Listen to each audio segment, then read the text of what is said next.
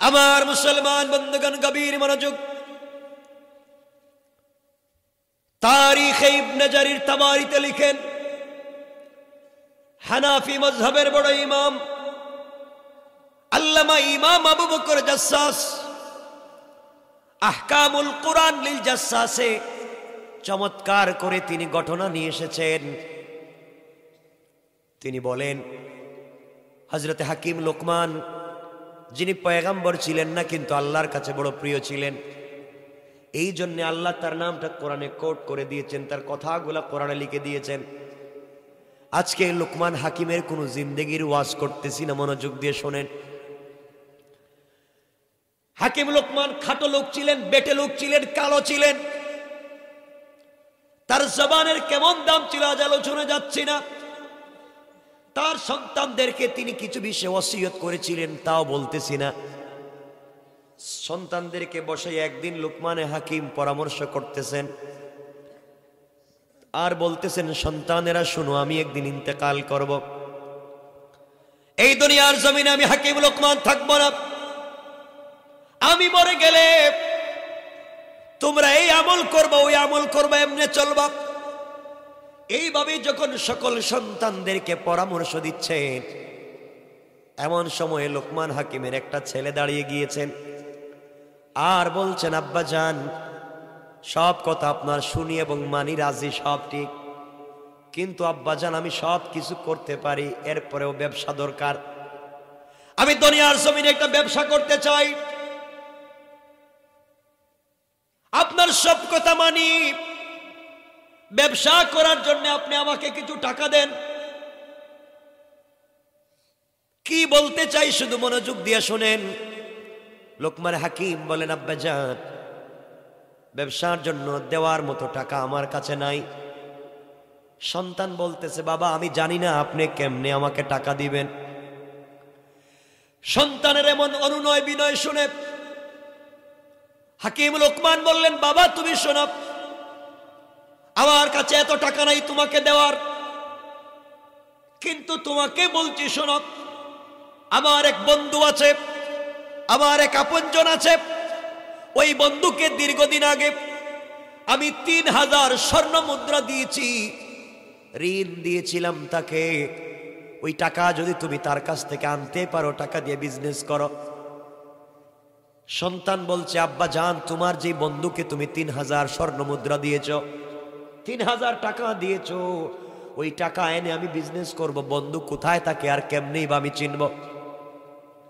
হাকিম লোকমান বলছেন, বাবা জান, আমার বন্ধু কই থাকে তাহলে শুনো।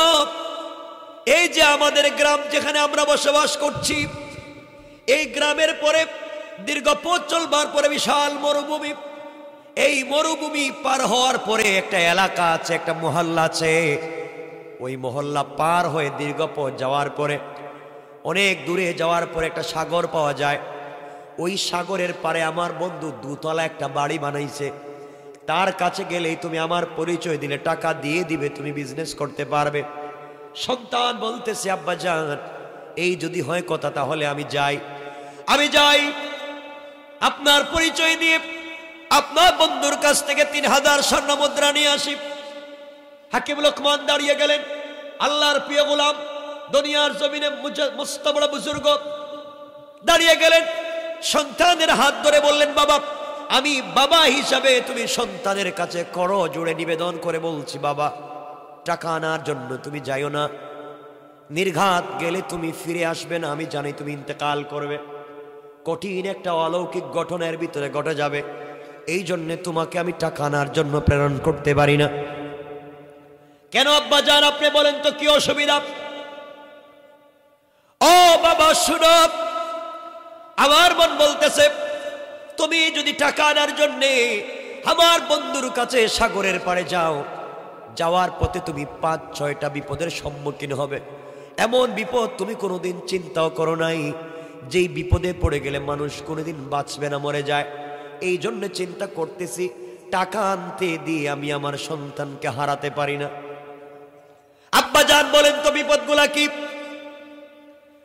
হাকিম লোকমান বললেন, বাবা তাহলে তুমি শোনো, তুমি যখন টাকা আনার জন্য যাইবা, আমার ঘর থেকে যখন তুমি বের হবা, ঘর থেকে বের হয়ে যাওয়ার পরে যাওয়ার সময় তুমি সাথে করে বেশি করে পানি নিয়ে যাইবা, ঠান্ডা পানি নিবা।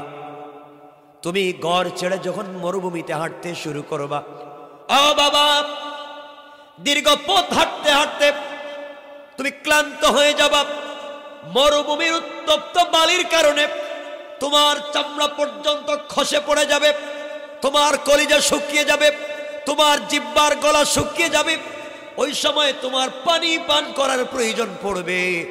তুমি যখন তোমার ব্যাগের ভিতরে, থলের ভিতরে, বোতলের ভিতরে, যে কোনো জিনিসের ভিতরে, লোটার ভিতরে পানি নিয়ে যাইবা, ওই পানির কথা তোমার স্মরণ হবে পানি পান করার জন্য। তুমি পানি বের করে দেখবা উতলাচ্ছে, পানি উতরাচ্ছে, এই পানি পান করা যাবে না। এই পানি পান করলে তুমি মরে যাবে, এই জন্যে তোমাকে আমি প্রেরণ করতে পারতেছি না।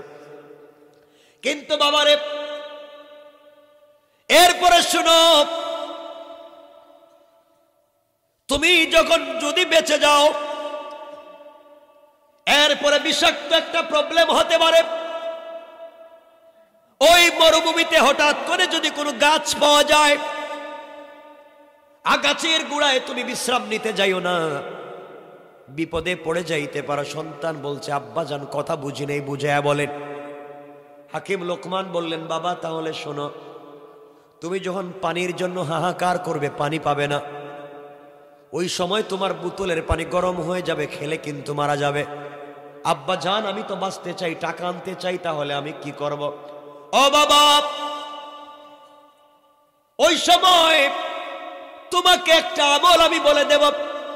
ওই আমল যদি তুমি করতে পারো, আমার বিশ্বাস যত বড় বিপদ হোক না কেন, আল্লাহ তোমাকে বিপদ থেকে বাঁচায়া দিবেন। কোন সুবহানাল্লাহ। তাহলে আব্বা জান বলেন তো কি? হাকিম লোকমান বললেন, বাবা শুনো, তাহলে ওই সময় তুমি যখন ঘর থেকে বের হয়ে যাবা, যাওয়ার সময় তুমি যখন আমার কাছ থেকে বিদায় নিয়ে বের হয়ে যাবা, বোতলের ভিতরে পানি নিয়ে ঘর থেকে বের হয়ে যাইবা। ওই পানি পান করলে রাস্তায় তো তুমি মারা যাইবা, এটা আমি বলে দিলাম।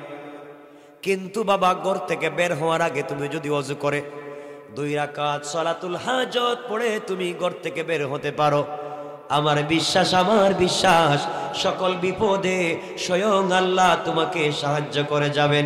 কোন সুবহানাল্লাহ। বাবা তাহলে বলো, এখন আমি কি করব মরুভূমিতে? হাকিম লোকমান বললেন, বাবা তুমি যখন দেখবা তোমার বোতলের পানি গরম হয়ে গিয়েছে, পান করলে নির্ঘাত তুমি মারা যাবে, ওই সময় তুমি আমার বাবার ওসিয়ত মনে রাখবা। আমি ওসিয়ত করে দিলাম, ওই সময় ওই অবস্থায় তুমি 2 রাকাত সালাতুল হাজত পড়বা। সালাতুল হাজত পড়ে আল্লাহর কাছে সাহায্য চাইবা। সালাম ফিরাইয়া ডান দিকে বাম দিকে সালাম ফিরাইয়া যখন মুনাজাত করবা, বাবা এতটুকুন উপরে হাত উঠাবা যেন বগল পর্যন্ত দেখা যায়। এতটুকুন হাত তুমি উপর দিকে উঠে আল্লাহর কাছে মুনাজাত করবা। মুনাজাত শেষ করে বিশাল মরুভূমির মধ্যখানে হঠাৎ করে পিছন দিকে তাকায়া দেখবা, মরুভূমির মধ্যখানে একটা জঙ্গল দেখা যায়, বাগান দেখা যায়।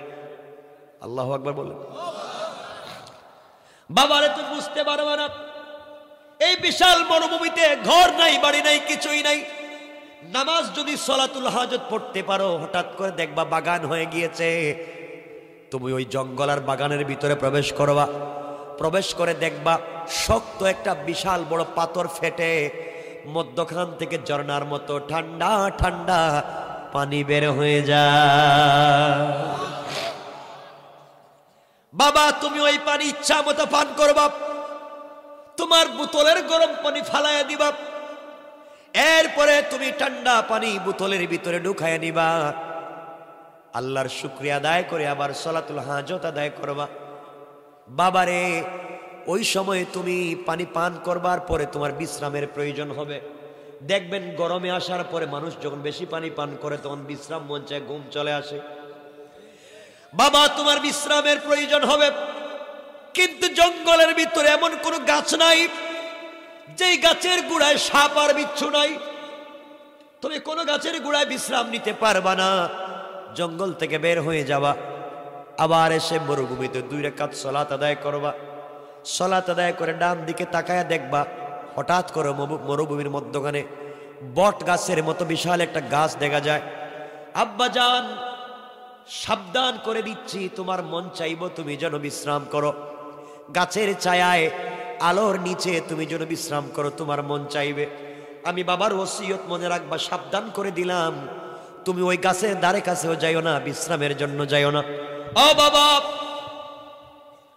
আমি হাকিম লুকমান বলছি, তুমি যদি ওই গাছের গোড়ায় বিশ্রামের জন্য যাও আর গাছের গোড়ায় গিয়ে বিশ্রামে পড়ে যাও, তুমি মরে যাইবা, নির্ঘাত তুমি মরে যাইবা, যাইও না। বাবারে তুমি তখন কেমনে চলবা একটা কথা বলে দেই। ওই সময় আবার 2 রাকাত সালাত আদায় করবা, সালাতুল হাজাত। সালাম ফিরানোর পরে হঠাৎ হয়তো দেখতে পারো গাছের গোড়ায় সাদা দাড়ি, মাথায় সাদা চুল, সাদা পাগড়ি পরা একজন মুরব্বীকে গাছের গোড়ায় পাইয়া যাইবা। সুবহানাল্লাহ, আওয়াজ করে পড়েন। ও বাবা, তুমি যখন ওই লোকটাকে গাছের গোড়ায় দেখতে পাইবা, লোক তোমাকে ডাকতে পারে আর বলতে পারে তুমি এসে গাছের গোড়ায় বিশ্রাম নেও। বাবা তুমি যাইও না, গাছের গোড়ায় গেলে তুমি নির্ঘাত মরে যাইবা, যাইও না। তুমি নিজেকে আমার কথা মনে রাখবা, ওসিয়ত মনে রাখবা। কিন্তু আব্বা জান, ওই মুরব্বী লোকটা যদি তোমাকে ডাক দেয় আর বলে আমি আছি, তোমার অসুবিধা হবে না, এইভাবে যদি মুরব্বী লোকটা তোমাকে অভয় দিয়ে কথা বলে, তোমাকে সান্ত্বনা দিয়ে কথা বলে আর বলে মুরব্বী লোকটা তোমার সাথে থাকবে, আর সে যদি বলে তার রানের উপরে মাথা রেখে তোমাকে শুইতে, আর যদি তুমি শুয়ে যাও, আমার বিশ্বাস ওই লোকটার কথা শুনলে তোমার কোনো ক্ষতি হবে না। বাবারে, এরপরে যদি লোকটাকে পেয়ে যাও, বিশ্রাম নাও, বিশ্রামের পরে কিন্তু তোমাকে মরুভূমি ছেড়ে চলে যাওয়া লাগবে। দীর্ঘ পথ চলার পরে তুমি একটা গ্রাম দেখবা, মহল্লা দেখবা, ওই মহল্লার ভিতরে তুমি প্রবেশ করে নিবা। এলাকায় যাওয়ার পরে হাকিম লোকমানের পরিচয় দিবা, আমি বাবার পরিচয় দিবা, বলবা আমি হাকিম লোকমানের ছেলে। এই কথা এলাকার মানুষকে বললে তোমাকে সম্মান করবে, ইজ্জত করবে, তোমাকে মেহমানদারি করবে, 2-4 দিন থাকবার ব্যবস্থা করে দিবে। বাবারে, তুমি যখন ওই গ্রামে যাইবা, যাওয়ার পরে 2-4 দিন থাকবা, বিশ্রাম নিবা, মানুষ তোমাকে খাওয়াবে, উপহার উপঢৌকন দিবে, কিন্তু 3 দিনের বেশি এলাকায় থাকবা না। আমার ভয় হচ্ছে 3 দিন থাকবার পরে 4th দিন সকালবেলা এই এলাকার, এই মহল্লার সকল মানুষ মিলে পৃথিবীর বিশ্ব সুন্দরী একটা মেয়েকে তোমার কাছে নিয়ে আসবে বিয়ে করার জন্য। হাকিম লোকমানের ছেলে মনে করে তারা আত্মীয়তা করতে চাইবে, তোমার কাছে একটা বিশ্ব সুন্দরী মেয়েকে নিয়ে আসবে বিয়ে করার জন্য। বাবা জোড়হাত করে আমি বাবা ওসিয়ত করে দিচ্ছি, সাবধান, মেয়ের চেহারার দিকে তাকালে তুমি পাগল হয়ে যাবা, মেয়ের বডির দিকে তাকালে পাগল হয়ে যাবা। এত সুন্দরী মেয়ে পৃথিবীতে তুমি আর দেখো নাই, দেখবাও না। এই সুন্দরী মেয়ের সুন্দরের প্রেমে পাগল হয়ে তুমি যদি আমি বাবার ওসিয়ত ডিঙ্গাইয়া বিয়ে করো, আমার বিশ্বাস বিয়ে করলে তুমি বাসর রাত্রে মারা যাইবা। বাবা আমি তোমাকে বলে দিচ্ছি, নির্ঘাত মরে যাইবা, মহাবিপদে পড়ে যাইবা। এজন্য তুমি বাবা সন্তানকে বলছি টাকা আনার জন্য যাইও না। বাবারে আরেকটা কথা বলে দেই, বিশ্ব সুন্দরী মেয়েটাকে তোমার কাছে যদি ওরা বিয়ে দিতে চায়, মনে রাখবো যে গাছের গোড়ায় থাকাকালীন সময় যেই মুরব্বী লোকটা তোমাকে ডেকে তার প্রাণের উপরে ঘুমাতে দিয়েছিল, এই লোকটাকে যদি ফুসলাইয়া কথা বইলা বুঝাইয়া তোমার সঙ্গে সফরের সাথী বানাতে পারো, সফরের সাথী বানাইয়া তাকে সাথে নিয়ে যদি গ্রামে যাও, তাহলে সকল কাজে সকল সমস্যায় পড়ে 2 রাকাত সালাত আদায় করে আল্লাহর কাছে বিপদ মুক্তির দোয়া চাইবা। আর ওই মুরব্বী লোকটার পরামর্শ মতে চলবা, লোকটা যা বলবে তাই মানবা। আমার বিশ্বাস এই লোকের পরামর্শ মতো চললে দুনিয়ায় কোনো বিপদ হবে না। কোন সুবহানাল্লাহ। বাবারে শোনো, তোমাকে বলে দিচ্ছি সাবধান, আবারও বলে দিচ্ছি, মেয়েটাকে বিয়ে করবা না। যদি তুমি বিয়ে না করো আর বেঁচে যাও, 3 দিন থাকবার পরে তুমি সাগরের পারে চলে যাইবা। দীর্ঘ পথ চলবার পরে ওখানে যাওয়ার পরে বিশাল সাগরের পারে দেখবা দুতলা একটা বাড়ি, আমার বন্ধুর বাড়ি। তার কাছে গিয়ে আমার পরিচয় দিবা। আমার পরিচয় দিলে তোমাকে টাকা দিবে, কিন্তু বাবা সোজা দিবে না। এই জায়গায় আমার সব থেকে কষ্ট এবং ব্যথা এবং ভয়ের জিনিস। আব্বা জান, তুমি যখন টাকা চাইবা, ওই লোকটা নিমক হারাম, দুনিয়ার হাজার হাজার মানুষের কাছ থেকে ঋণ নিছে, কাউকে ঠিক মতো ঋণ দেয় না। ঋণ চাইতে গেলে, ঋণের টাকা চাইতে গেলে সে বলে রাত্রবেলা থাকো, সকালবেলা টাকা দিব, ওই কথা বলে রাত্রে রেখে দেয়। রাত্রবেলা হত্যা করে সকালবেলা লাশ হয়ে যায়। এই জন্যে বাবারে আমি তোমাকে যাইতে নিষেধ করতেছি। তুমি যখন যাওয়ার পরে টাকা চাইবা, ওই আমার বন্ধু কিন্তু তোমাকে টাকা দিবে না। টাকা না দিয়া বলবে, আমার বন্ধুর ছেলে এসেছো ভাতিজা, আজকে থাকো, আগামীকালকে তোমাকে টাকা দিয়ে বাবার কাছে পাঠায়া দেব। আমার জানা মতে, আমার বিশ্বাস মতে, যেই লোকটা তার বাড়িতে এক রাত্র থাকবে, সকালবেলা মারা যায়, লাশ হয়ে যায়। আজ পর্যন্ত পৃথিবীর কোনো মানুষ ঋণ চাইয়া তার কাছ থেকে ফিরে আসতে পারে নাই। এই জন্যে বাবা আমার ভয় হয়, তুমি যাইও না, গেলে তোমাকে আমি হারিয়ে ফেলবো। কিন্তু বাবারে চলার পথে ওই মুরব্বী লোকটাকে সাথে করে যদি নিয়ে যাও, আর ওই লোকটা যদি তোমার সাথে ওই বাড়ি পর্যন্ত পৌঁছে যায়, লোকটা যদি পরামর্শ দেয়, লোকটার পরামর্শ মতে যদি তুমি থাকো, আমার বিশ্বাস লোকটার সাথে থাকলে আর তার পরামর্শ মতো চললে, বিপদে পড়ে 2 রাকাত সালাত আদায় করলে, আমার বিশ্বাস তোমার কোনো বিপদ হবে না। এত কিছু বলবার পরে আমি বাবা তোমাকে আবারও বলছি, বাবা তুমি সাবধান, তুমি যাইও না, আমার কাছে থাকো। সন্তান বলতেছে, আব্বা জান, সব যেহেতু বলছেন, আপনি সব দুঃখের কথা বলছেন, বিপদের কথা বলে দিয়েছেন, পাশাপাশি আমাকে বলে দিয়েছেন আমি যদি সলাতুল হাজত পড়ে ঝামেলা হবে না। ও বাবা, তুমি যে আল্লাহর প্রতি বিশ্বাস রাখো, যে আল্লাহকে তুমি ভালোবাসো, আমিও সেই রবকে ভালোবাসি, বিশ্বাস করি। আমিও তোমার কথা মতো সলাতুল হাজত পড়ে ঘর থেকে বের হব। আমার বিশ্বাস এই নামাজের বরকতে আমার কোনো ক্ষতি হবে না। কোন সুবহানাল্লাহ। কষ্ট হচ্ছে আপনাদের? 12:30 হয়ে গেছে। কে ভাই, শেষ করে দেব, লম্বা করবো না। যেখানে শেষ ওখানে শেষ করে দেবো, লম্বা করবো না। 12:30 হয়ে গেছে। উঠবেন না, আমি একটা জায়গায় নিয়ে শেষ করবো। 2টা কেন তাইলে বলেন না, ফজর পর্যন্ত। কালকেও আছে আমি। আমার মুসলমান বন্ধুগণ, কবির মনোযোগ। হাকিম লোকমানের ছেলে 1 বোতল, বড় বোতলে পানি নিলেন। উঠেন কেন? প্রস্রাব কি? আমি এতক্ষণ প্রস্রাব করলাম না। প্রস্রাবে দল যেতে পারবেন না এখন। আমার মুসলমান বন্ধুগণ, কবির মনোযোগ।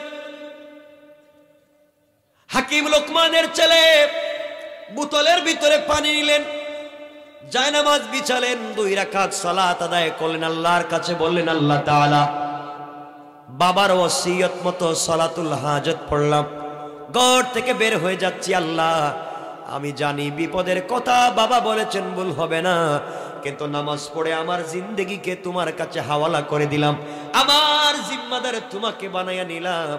আয় আল্লাহ তাআলা, বাবার কাছে ফিরে না আসা পর্যন্ত তুমি আমার উপরে বিপদ দিও না। আল্লাহু আকবার। সালাতুল হাজত পড়ে ঘর থেকে বের হলেন, বাবার কপালে চুম্বন করলেন, সালাম বিনিময় হল। ঘর থেকে বের হয়ে দীর্ঘ পথ চলতে লাগলেন। চলতে চলতে মরুভূমিতে চলে গেলেন। দীর্ঘদিন মরুভূমিতে চলতে চলতে তাকায়া দেখেন, সত্যি বালির গরমে পায়ের চামড়া পর্যন্ত কষে যাচ্ছে, জিহ্বা শুকিয়ে যাচ্ছে, বালির গরমে আর হাঁটতে পারতেছেন না, পানির প্রয়োজন। ব্যাগ বের করলেন, ব্যাগ বের করে বোতল হাতে নিলেন। হাতে নিয়ে দেখেন বোতলের ভিতর থেকে দাউ দাউ করে গরম পানি উতরাচ্ছে। বাবার ওসিয়তের কথা মনে হয়ে গেল, হারে এই পানি পান করলে আর বাঁচা যাবে না। বাবা বলেছেন পানি পান করা যাবে না, এই মুহূর্তে বাঁচবার কোনো সুযোগ নাই। আমি কেমনে বাঁচবো? পানি পান করা তো লাগবে, পানি পান করা লাগবে। 2 রাকাত সালাতুল হাজত পড়লেন, আল্লাহর কাছে কান্নাকাটি করে বলেন, আল্লাহ তাআলা, নামাজ তো পড়েছি, তুমি বলেছো নামাজ পড়ার জন্য, তুমি বলেছো বিপদে পড়লে গোলাম তো আমার নামে নামাজ পড়ে। কোরআনে কারিমে আমার আল্লাহ বলছেন, ওয়াল্লাযীনা ইয়াবিতুনা লিরাব্বিহিম সুজদাও ওয়া কিয়ামা। আল্লাহ রাব্বুল ইজ্জত ওয়াল জালাল বলছেন, গোলাম বিপদে পড়ে যখন সিজদায় গিয়ে রুকুতে গিয়ে আমি আল্লাহকে ডাক দিবে, ডাক দিতে দেরি হয়, আমি আল্লাহ আমার গোলামের কাছে চলে আসতে 1 সেকেন্ডও দেরি হয় না। কোন সুবহানাল্লাহ। লোকমান হাকিমের ছেলে 2 রাকাত সালাত আদায় করলেন, আল্লাহর কাছে বললেন, আল্লাহ পানির ব্যবস্থা করে দাও, মরুভূমিতে বিপদে পড়ে গিয়েছি। সালাম ফিরাইয়া ডান দিকে তাকায়া দেখেন মরুভূমির মধ্যখানে হঠাৎ করে বিশাল বড় বাগান। আল্লাহু আকবার। বাবার ওসিয়ত মিলতেছে। বিশাল বাগান, জঙ্গল, জঙ্গলের ভিতরে ঢুকে গেলেন। জঙ্গলের ভিতরে প্রবেশ করে দেখেন বিশাল বড় একটা পাথর দেখা যায়, আর পাথর ফেটে সুন্দর করে ঝর্ণার মতো পানি পড়ে। শুকরিয়া আদায় করলেন, চোখের পানি ছাড়লেন, 2 রাকাত সালাতুল হাজত পড়লেন, পানি পান করলেন, বোতল ভরলেন আর আল্লাহর শুকরিয়া আদায় করলেন।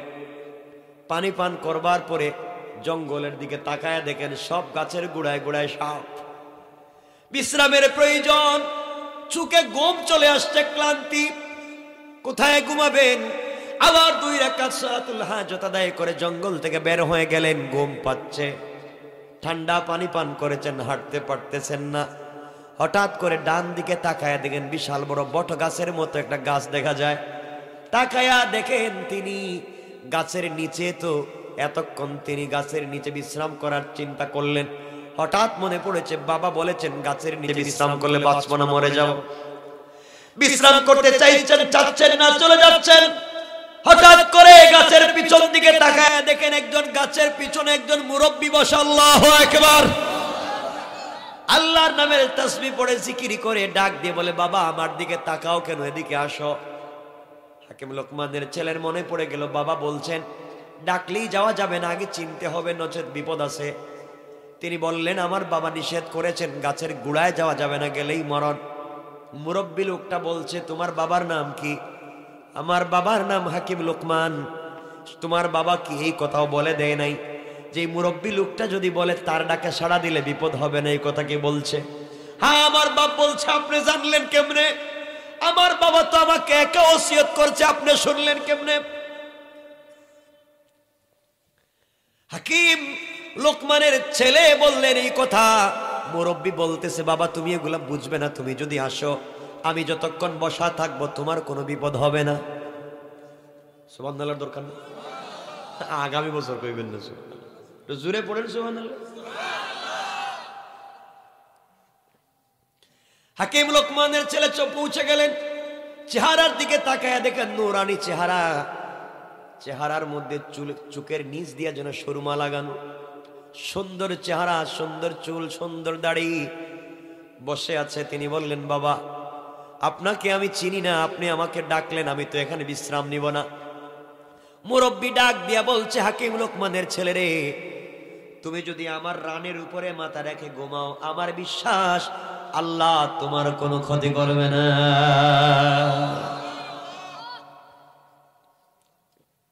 হাকিম লোকমানের ছেলের মনে পড়ে গেল বাবা বলেছেন ওর প্রাণে মাথা রাখলে অসুবিধা নাই।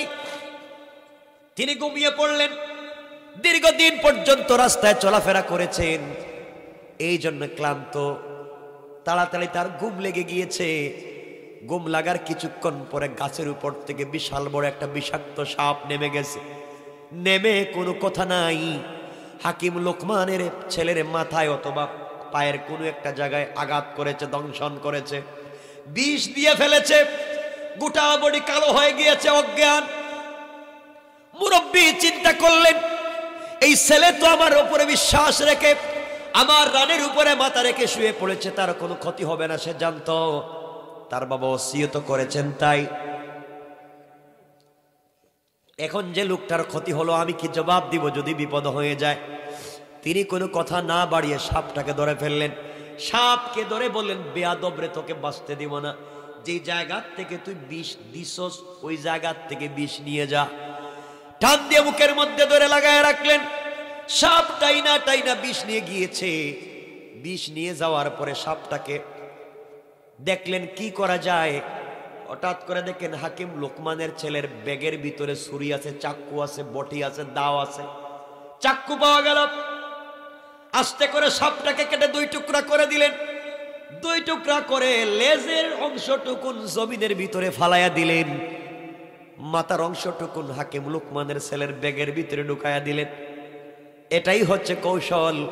আল্লাহ বলছেন, ওয়া মাকারু ওয়া মাকারাল্লাহ ওয়াল্লাহু খায়রুল মাকিরিন। এই ওয়াজ করতে গেলে আর অনেক লম্বা। রেখে দিলেন তিনি মাথার অংশটা ব্যাগের ভিতরে, লেজের অংশ ফেলে দিলেন।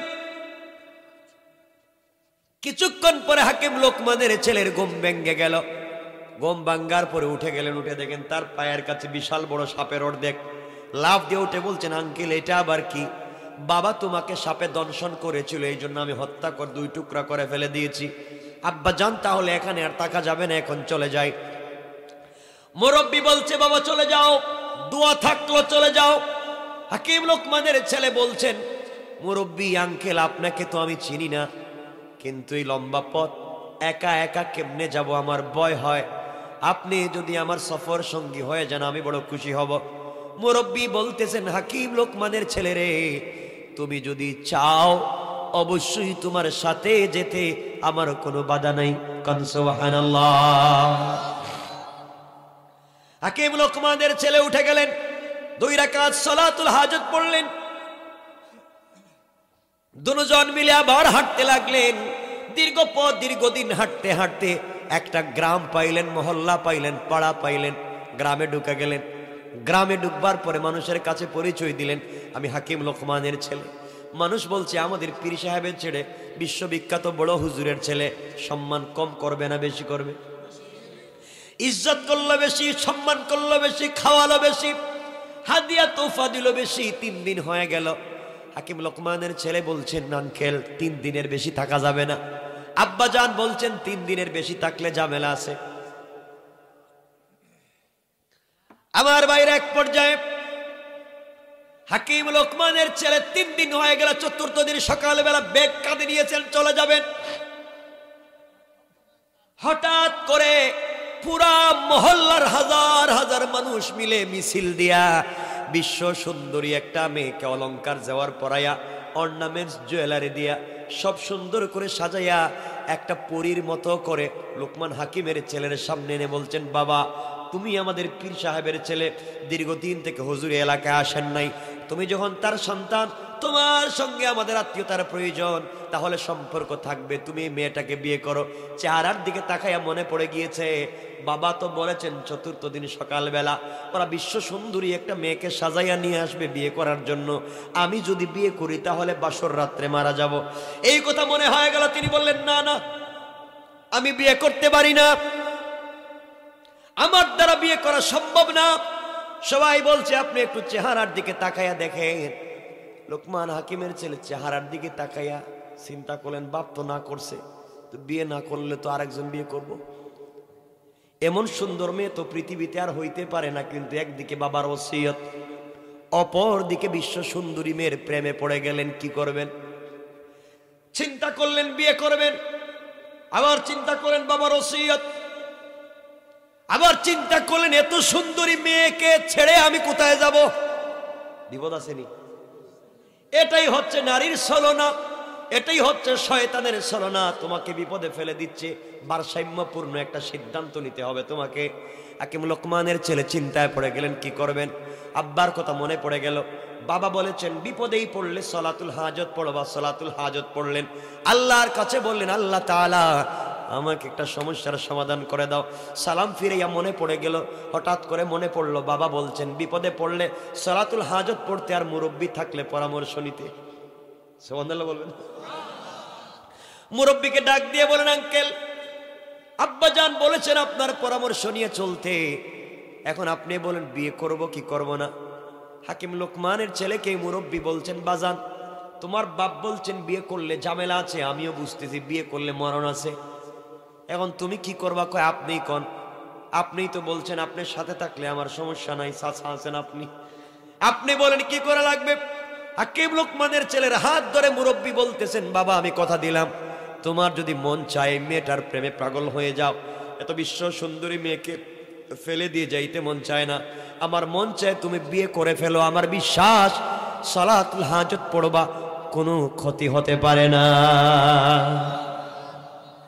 হাকিম লোকমানের ছেলে বিয়েতে রাজি হয়ে গেলেন, বিয়ে হয়ে গেল বিশ্ব সুন্দরী মেয়ে, কিন্তু আফসোস করতে লাগলেন বাবার ওসিয়ত কি হয় কি না। বিয়ে করে স্ত্রীকে গড়ে রাইখা দুজন মুরব্বী আর হাকিম লোকমানের ছেলে ঘর থেকে বের হয়েছেন, বাজারে যাবেন। রাস্তায় বের হওয়ার পরে যুবক আর যুবতীরা রাস্তায় বের হয়ে দেখে এই যে আমাদের দুলাভাই এই যে যায়, সবাই যখন দেখায় হাকিম লোকমানের ছেলে বলছেন, কিরে তোমরা কেন আমাকে দেখাও কি?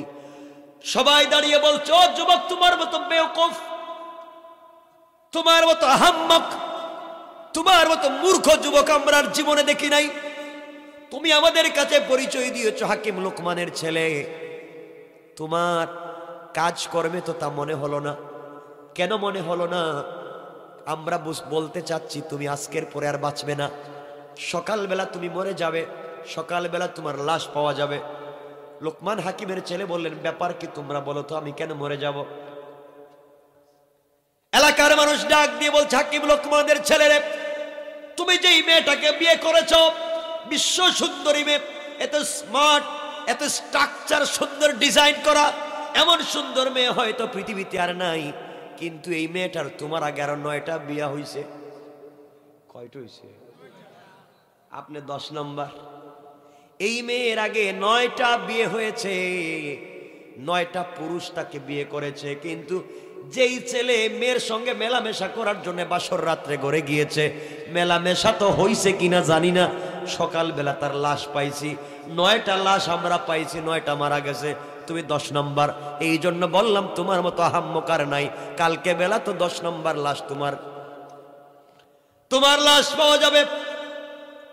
হাকিম লোকমানের চেয়ে আশ্চর্য হয়ে গেলেন, আমার বাবা তো এই কথা বলেছিলেন বিয়ে করলে বাসর রাত্রে মরা লাগবে, এখন তো দেখতেছি এই মেয়েটাকে মনে করছিলাম বিয়েই মনে করে নাই, আর আগে 10টা খাইছে, 9টা, এখন আমি 10 নম্বর, কি বিপদে পড়লাম। চিন্তায় পড়ে গেলেন, কাঁদতে লাগলেন, বাবার ওসিয়তের কথা মনে পড়লো। বাবা কোন জিনিস বুঝেন, বাবা যে বলে দিলেন। লোকমান হাকিমের ছেলের মনে পড়ে গেল, বাবা বলছেন যত বিপদ হোক না কেন সালাতুল হাজত পড়লে আল্লাহ বিপদ থেকে মুক্ত রাখবেন। 2 রাকাত সালাতুল হাজত পড়লেন আর কাঁদলেন আর বলেন, আল্লাহ তাআলা ভুল তো করে ফেলেছি, ইল্লাল্লাযীনা তাবু ওয়া আসলাহু ওয়া বায়্যানু, তওবা করলাম, ইসলাহ হইলাম, তোমাকে মানলাম, বলো কি করব? তুমি তো বলছো মাফ শুধু করবা না, ফিরে সব আমল নামায় সওয়াব লিখে দিবা। আল্লাহ তাআলা এখন বাঁচাও। সালাম ফিরানোর পরে মনে পড়ে গেল মুরব্বীর কথা, এই মুরব্বী তো আমারে বলছে কিছু হবে না, এখন যে বিপদ। আঙ্কেল রে জোড়া, এখন আঙ্কেল ভাগেন, রাত্রের আগে ভাগেন, নাইলে আমার লাশ সেখানে থাকবে, আমার যার কেউ নাই। আমার বাপ এক দেশে, আপনি কি বুদ্ধি দিলেন? এখন যে বিয়ে করছি, এদিকে যাকে বিয়ে করছেন এই মহিলা পুরো এলাকায় গোয়েন্দা লাগাই দিছে যেন আমার 10 নম্বর স্বামী বাঁকতে না পারে। মহা বিপদ আসেনি, স্বামী যেন বাঁকতে না পারে, আজকে রাত্রে আমার সঙ্গে ফুল সজ্জা মেলামেশা করতেই হবে। হাকিম লোকমানের ছেলে বিপদে পড়ে গেলেন, মুরব্বীকে বলেন, আঙ্কেল আমি এখন কি করব, কোথায় যাব, কি যে বিপদে পড়লাম। মুরব্বী বলছেন, বাবা টেনশন করিস না, সালাতুল হাজত পড়, আর আমি তো আছি, আমার বিশ্বাস আল্লাহ তোকে ভুলে যাবে না। রাত্র গভীর হয়ে গেল, তাদের আমাদেরও সমান সমান, তাদের বাসর রাত আর আমাদের ওয়াজের রাত, এজন্য আমরা সংক্ষেপ করে নিচ্ছি। রাত্র 1টা 16, কিটাকে মেশিন পাইছেন নাকি? কতক্ষণ চলতেছে হিসাব আছে? আমার বন্ধুগণ গভীর মনোযোগ। এক পর্যায়ে মুরব্বী বলছেন, বাবা রাত্র তো হয়ে গেছে, বাসর রাত্রে যাওয়া লাগবে। যাওয়া তো লাগবে আঙ্কেল, কিন্তু লাশ তো সকালেই পাওয়া যাইব, কারণ বাঁচান আমারে, পায়ে ধরছে, বাঁচান।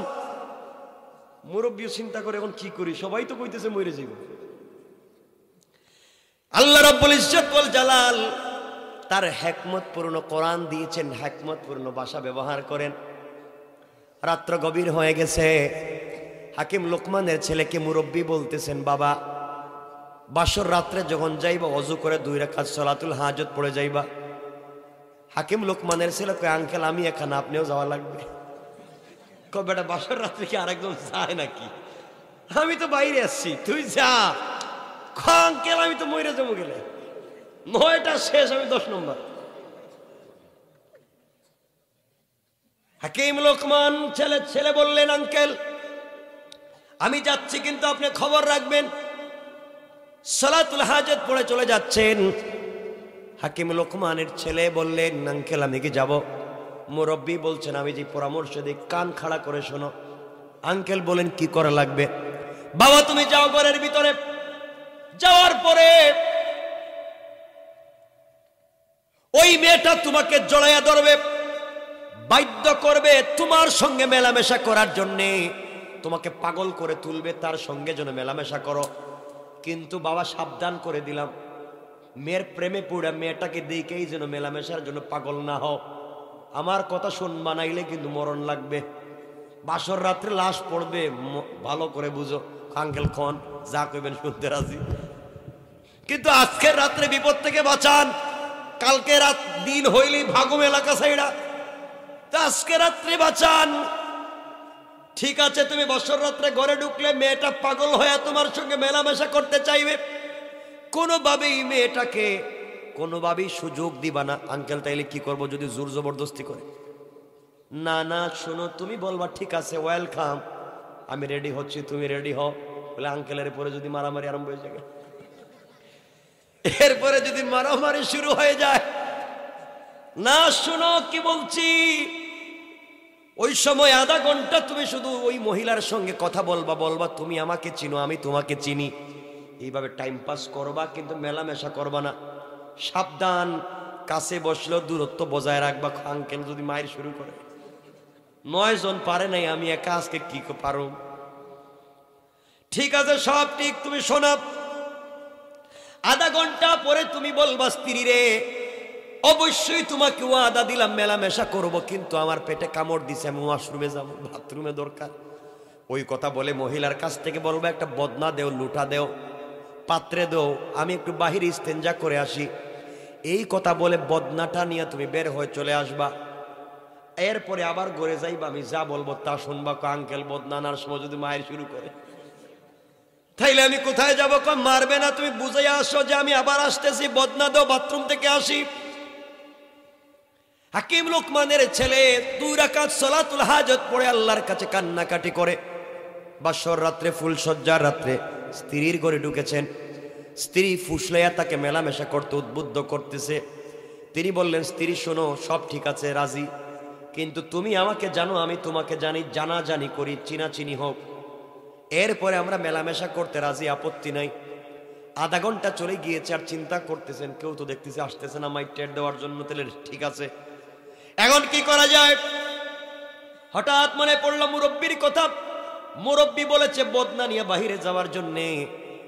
তিনি বললেন, স্ত্রী রে আমার পেটে কামড় দিচ্ছে, একটু ওয়াশরুম থেকে আসি, এর ভিতরে তুমি রেডি হয়ে যাও, আমি আইসাই তোমার সঙ্গে মেলামেশা করব, ওয়াদা দিলাম।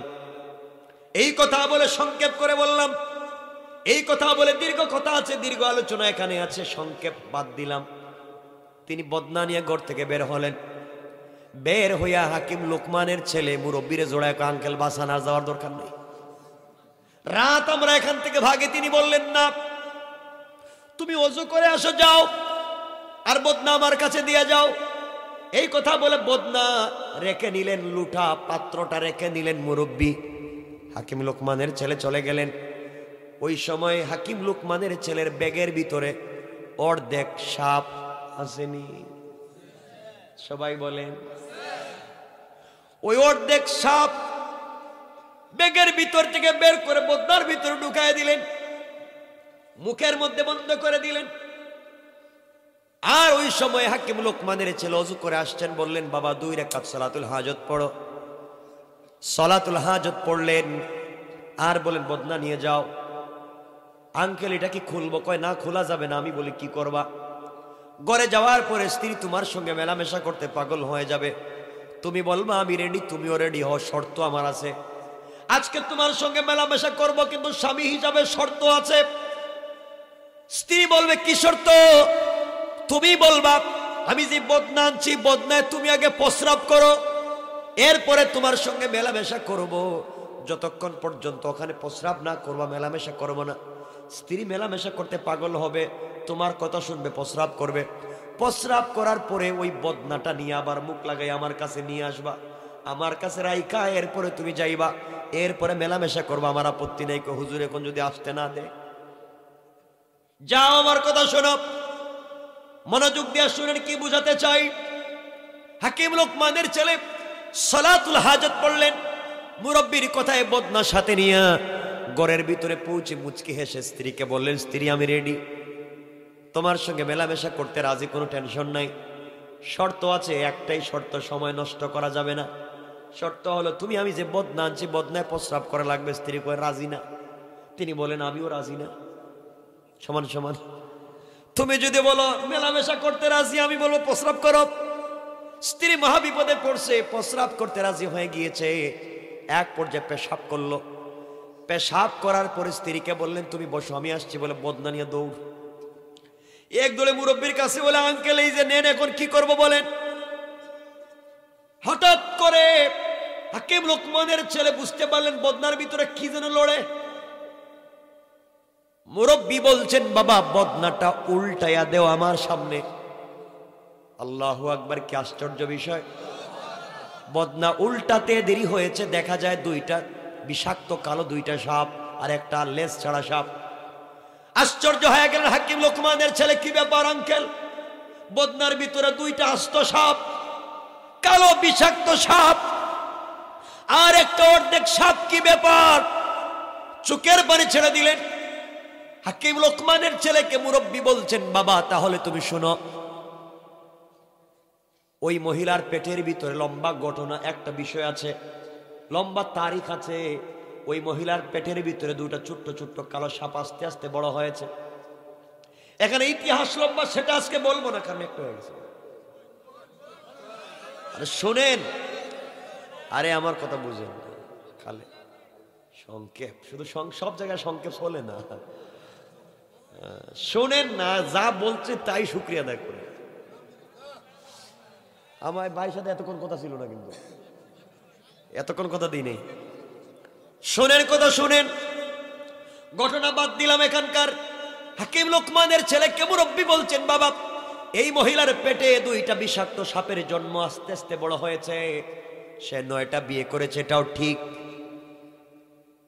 স্বামীরা যখন তার সঙ্গে মেলামেশা করার জন্য গিয়েছেন, ওই সময় কিন্তু ওই বিষাক্ত সাপ কামড় দিয়ে তার 9টা স্বামীকে হত্যা করেছে। মেয়েটা জানে না, মেয়েটা বুঝতেই পারে না এই বিষাক্ত সাপ তার স্বামীকে আঘাত করে করে হত্যা করেছে,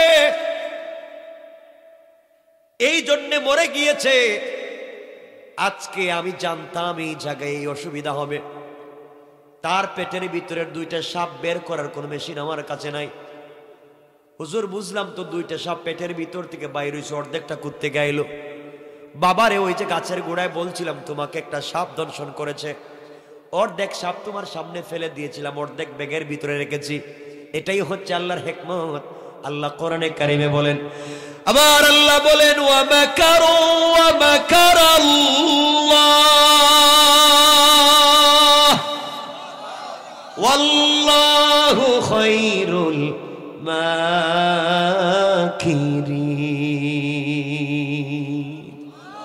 আল্লাহ বললেন আমার কৌশল, কোন জিনিস কোন জায়গায় কাজে লাগাবো গোলাম তুই জানিস না। ও আমার হাকিম লোকমানের ছেলে, অর্ধেক সাপটাকে ব্যাগের ভিতরে রেখে দিয়েছিলাম, আজই কাজে লাগাইয়া দিলাম।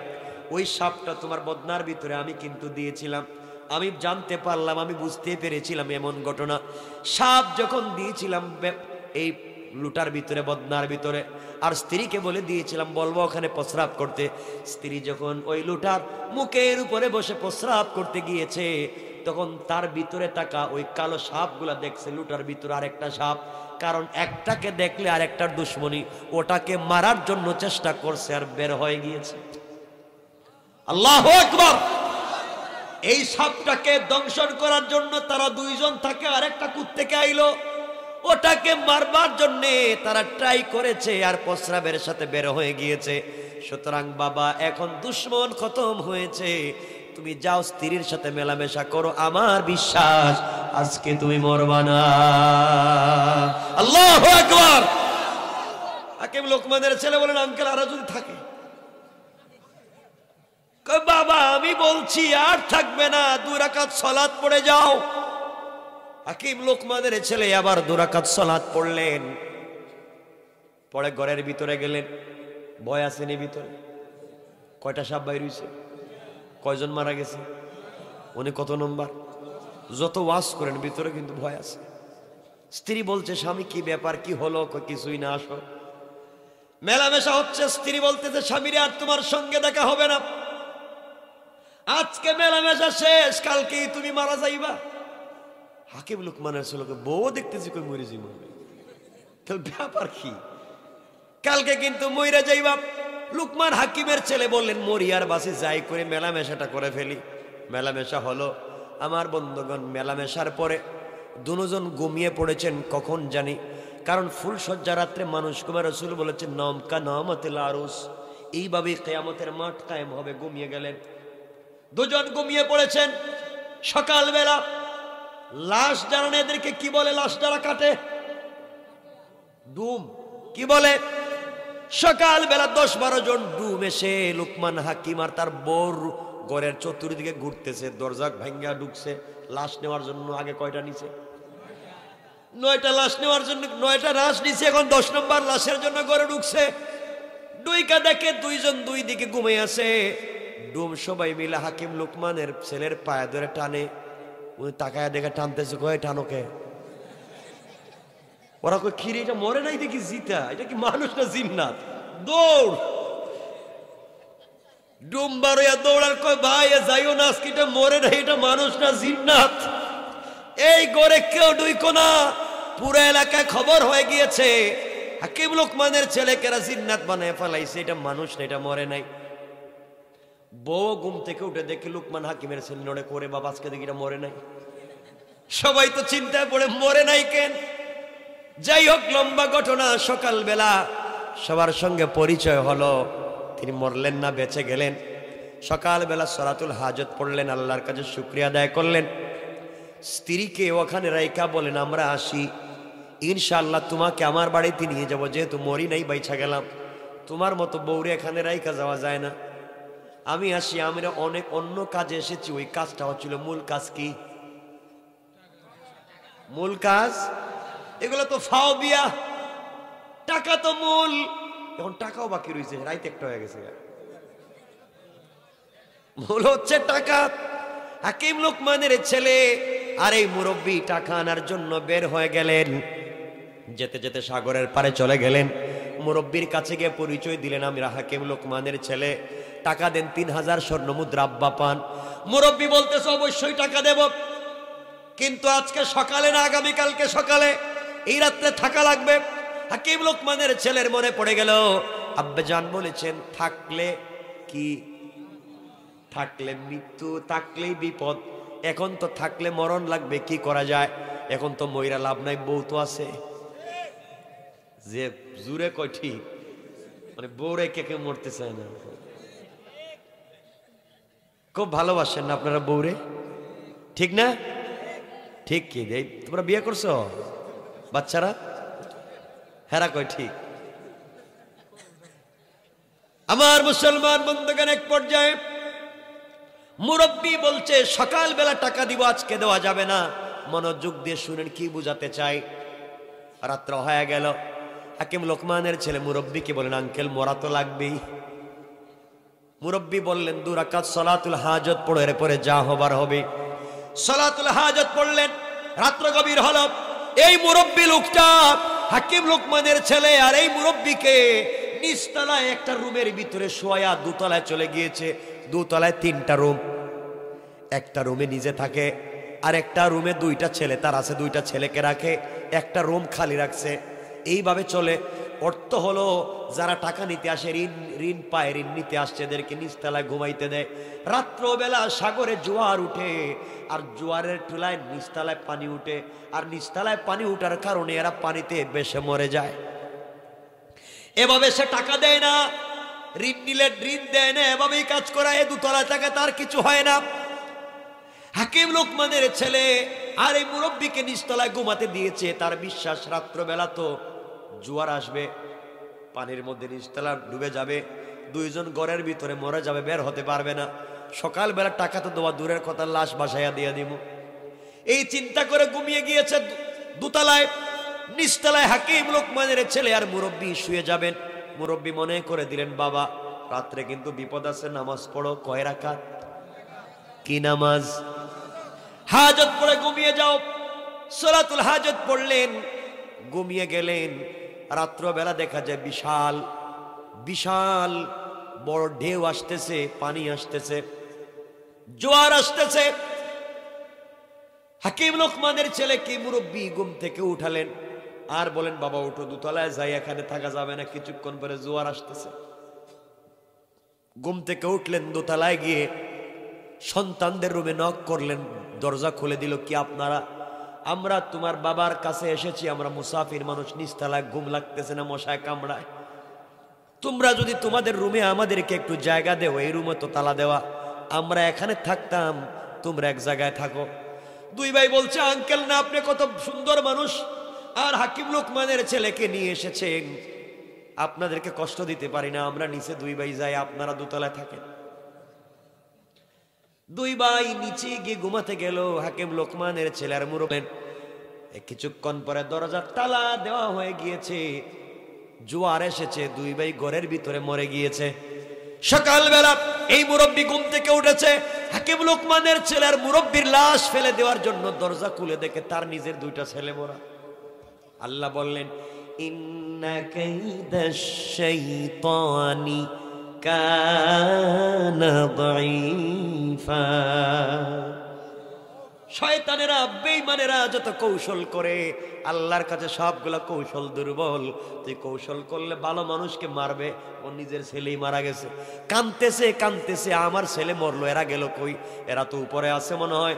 সকালবেলা হাকিম লোকমানের ছেলে ঘুম থেকে উঠে কয়, সালাম আলাইকুম, টাকা দেন।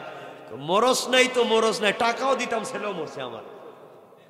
টাকা নিলেন, 3000 স্বর্ণ মুদ্রা নিলেন, আর সূরাতুল হাজত পড়ে বিদায় নিয়ে চলে আসলেন। রাস্তায় আসার পরে চিন্তা করলো, মুরব্বী এতক্ষণ আমার সঙ্গে ছিল, এখন টাকা দেখছে, টাকা না দিলে আবার যাবে না, মারামারি করতে পারে। দাঁড়াইয়া বলে, আঙ্কেল আপনি তো চলে যাবেন। আঙ্কেল বলছো, আমিও তো চলে যাব। ঠিক আছে, তোমাকে এত সার্ভিস দিলাম, কিছু আমার অর্ধেক দাও, অর্ধেক টাকা দাও। কয়, আঙ্কেল শুনেন, পুরা 3500 টাকাই দেন, আপত্তি নাই, কিন্তু বউর মধ্যে ভাগ বসাইয়েন না, এটা আমার একা, টাকা আপনি নিয়ে যান, কিন্তু বউ আমার, যে সুন্দরী বউ পাইছি, এটা আমার, টাকা আপনি নেন। মুরব্বী বললেন, বাবা তোমার তো মূল উদ্দেশ্য ছিল টাকা, বিয়ে তো করছো ফাও, এখন বিয়েই দেখতেছি বড় টাকা তুমি নিবা না, তোমার বিজনেসের জন্য এত বড় কষ্ট করে আসছো। কয়, আঙ্কেল আসছিলাম তো, ঠিক আছে, কিন্তু এখন কি করব, টাকাকে নিয়ে যাব। হ্যাঁ নিয়ে যাও। আঙ্কেল আপনি নিয়ে নেন, আমি অর্ধেক নিয়ে নেই। আপনি অর্ধেক নিয়ে নেন, বউ নিয়ে আমি বাড়িতে চলে যাই। এই বলে হাঁটতে লাগলেন। কিছুক্ষণ যাওয়ার পর হাকিম লোকমানের ছেলে মুরব্বীর হাত ধরে বলছেন, আঙ্কেল দীর্ঘদিন পর্যন্ত আপনি আমার সাথে ছিলেন, কত বিপদ আপদের সাক্ষী আপনি, কত কিছু জানলাম, আজ পর্যন্ত আপনার পরিচয় জানতে পারলাম না। আপনি বা কে আপনি? আপনার পরিচয় জানি না, আপনার পরিচয় আজকে জানতে চাই, আমাকে পরিচয়টা বলে দেন। হাকিম লোকমানের ছেলেকে মুরব্বী চোখের পানি ছেড়ে বলছেন, বাবারে আসলেই তুমি আমাকে চিনবে না, আমি আমার পরিচয় দেই, শোনো, আমি দুনিয়ার সাধারণ কোনো পাবলিক না, তুমি আমাকে জানবা না। তুমি ঘর থেকে বের হয়ে আসার সময় বাবার কাছ থেকে বিদায় নিয়া প্রথমে যে 2 রাকাত সালাতুল হাজত পড়েছিলা, সালাতুল হাজতের গুরুত্ব হলো, যেই ব্যক্তি 2 রাকাত সালাতুল হাজত পড়ে, আল্লাহ রব্বুল ইজ্জত ওয়াল জালাল তার নিরাপত্তার জন্য একজন ফেরেশতা পাঠায়া দেন। আমি হলাম সেই একজন ফেরেশতা। আল্লাহু আকবার। আমি ওই ফেরেশতা। তুমি যে সালাতুল হাজত পড়েছিলাম, আল্লাহ রাব্বুল ইজ্জত ওয়াল জালাল আমাকে মানুষের সুরত ধরায়া তোমার বিপদের সাথী বানাইয়া আমাকে পাঠাইয়া দিয়েছেন। তুমি জায়গায় জায়গায় সালাতুল হাজত পড়েছো, আর আমি তোমাকে সাপোর্ট দিয়েছি, সহযোগিতা করেছি। আজকে তুমি বউ নিয়ে বাড়িতে যাও, টাকা নিয়ে বাড়িতে যাও, তোমার বাবার কাছে আমার সালাম দিবার বলবা, আমি সব জায়গায় তোমাকে সাপোর্ট দিয়েছি। আর জীবনে চলার পথে যদি কোনোদিন বিপদে পড়ে যাও, বিপদে পড়ে গেলে সালাতুল হাজত পড়বা। এই নামাজের বরকত হলো, এই নামাজ যে পড়বে তার পুরা বডির জিম্মাদার হয়ে যান স্বয়ং আল্লাহ। আর আল্লাহ বলেছেন, ওয়াল্লাযীনা ইয়াবিতুনা লিরাব্বিহিম সুজদাও ওয়া কিয়ামা। বিপদে পড়ে যদি কেউ রুকু করে সিজদা করে আমি আল্লাহর কাছে চাই, সাথে সাথে আমি আল্লাহ রহমতের ফেরেশতা পাঠাইয়া দেই। কোন সুবহানাল্লাহ। কথা এখানে রেখে দিই। তা আমি তো আলোচনা শেষ, উঠতেছেন কেন? এটা কি, কোন জিনিস? ওই জীবনে এলাকায় আসিনি, আর আসার মনে হয় কোনো চিন্তাও নাই। এখন উঠলেন কেন? কথা তো রাইকা দিছি শেষ, আলোচনা লম্বা করব না। এত লম্বা কথা বলছি, আপনারা বুঝতে পারছেন হুজুর এখন রাইকা দিবে।